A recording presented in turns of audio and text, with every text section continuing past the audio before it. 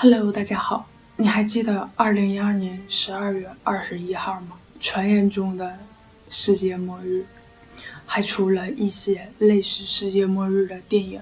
我记得当天身边的朋友不顾我的强烈阻拦，疯跑出去玩，还有人专门选择那天，对，就那天结婚。都世界末日了，还结婚？马路上全是人。那天你在干嘛？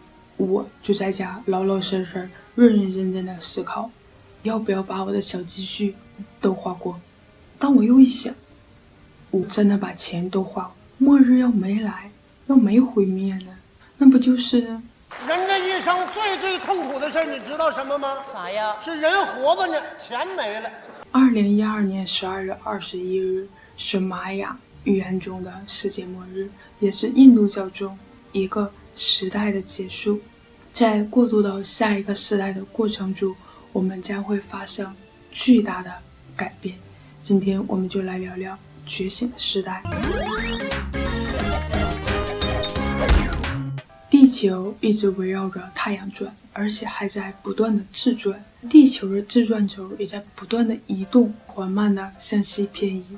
地球自转轴转一圈，这一个周期非常慢，需要25800年，这就叫做地轴进动，也叫做岁差周期。这就是转动的轨迹，也是印度教吠陀经中所提到的尤加周期。尤加周期一共被分为8个时代，其中两两一组，4个镜像时代，上升下降萨迪亚时代，其中上升萨迪亚时代被称为最美好的黄金时代，是我们现在所不能理解的，就是觉得那都不是人干出来的事儿的神话时代。上升下降特雷塔时代，上升下降德瓦帕拉时代，上升下降卡利时代，其中下降卡利时代被称为最黑暗的时代。在上升的过程中渐进的繁荣，感觉到幸福；在下降的过程中沉沦无知，没有道德，不讲武德，都不知道自己在干什么。也就是每当地球越接近银河系的中心的时候，我们就越清醒；每当地球越远离银河系的时候，我们就越无知。萨迪亚时代，公元前16300年到公元前6700年，这个时代的人类智慧可以理解所有的事物，在所有的事物中看清真相，人类的灵性直觉是完全打开的，就算闭着眼睛也知道别人想什么，可以上天入地，不老不生病，人被称为半神。这个时候人类的平均寿命10万年，人类的平均身高10米。特雷塔时代，公元前6700年到公元前3100年，人们已经失去了心灵感应的能力，人们多了一些世人的欲望，开始出现了一些小争端、小战争，也算是尤加周期中好的时代。人类平均寿命1万年，人类平均身高6米。德瓦帕拉时代，公元前3100年到公元前700年，也被称为能量的时代，人们开始能够利用能源、科技，能理解物质和能量是可以相互交换的，但不满足，爱争斗，疾病猖獗。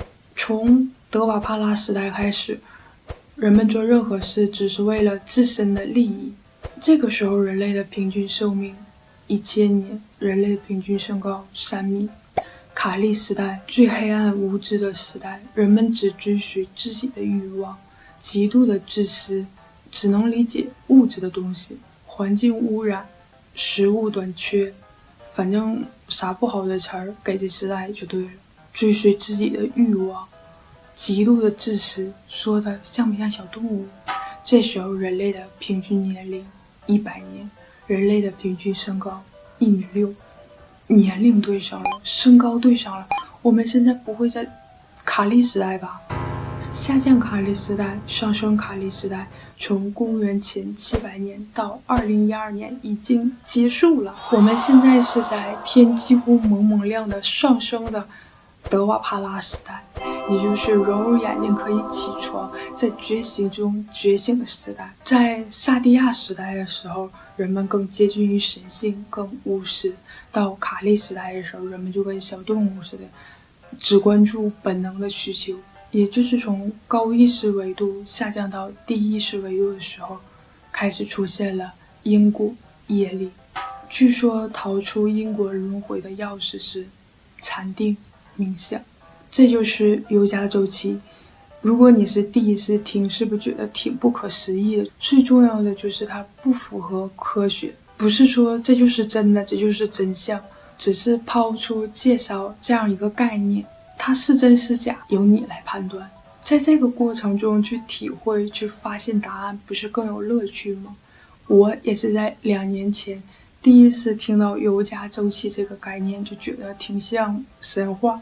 随着我不断的在学习新的内容，科技的进步，新的发现，我觉得可能是真的。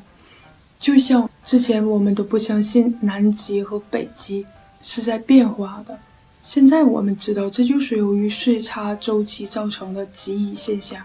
如果瑜伽周期真的存在，在萨蒂亚时期人能活10万年，到刚刚过去的卡利时代寿命100年，身高1.6米，这其中的巨变，我们 DNA 肯定也会发生变化。而我一直都认为我们出生之后 DNA 就是不会改变的了。事实证明终身学是特别有用的，没文化太可怕了。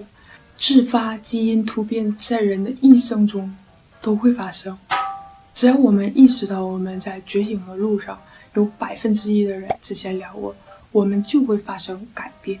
就像以前我们认为的实证主义，只有看得见摸得着的东西它才存在。像不像卡利时代描述的人类只能理解物质层面，就是看得见的东西？苏美王淼他也说得通了，为啥会有君王统治那么长时间？因为他就在那个时代呀。女娲、奥西里斯、宙斯啊，对，尤其那个宙斯吃老婆吃孩子，到处找姑娘，他哪像宙斯啊？他明明就是海王嘛，一点都不像个正经神。萨蒂亚时代人们能活10万年，可是在苏美王表上最长的统治时间是2万年呢。可能他们根本就没在萨蒂亚时代，而是在特雷塔时代。特雷塔时代人的特点就是有了一点私人的欲望。说的像不像宙斯？是不是都说得通了？世界各地的文化都突然出现了神话，因为那些都是真实存在的呀。今天就聊到这儿。